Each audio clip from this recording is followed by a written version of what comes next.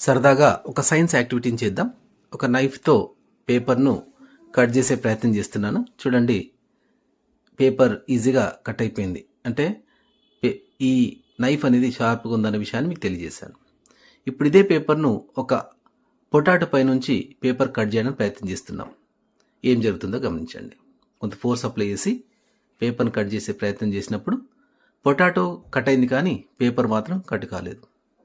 ఇదే యాక్టివిటీని పేపర్ బదులుగా 100 rupees note నుంచి మరి పొటాటోపై ఉంచి కట్ చేయడానికి ప్రయత్నం చేస్తున్నప్పుడు చూడండి, పొటాటో కట్ అయింది, కానీ ఈ 100 రూపీస్ నోట్ మాత్రం కట్ కాలేదు. గమనించండి.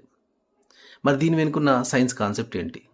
ఎప్పుడైతే మనం నైఫ్తో కొంత ఫోర్స్ ఉపయోగించి పేపర్ని కానీ 100 రూపీస్ నోటును కానీ కట్ చేసినప్పుడు పైనుంచి ఎంత ఫోర్స్ అయితే అప్లై అయిందో కింది వైపు అంటే ఆలు నుండి కూడా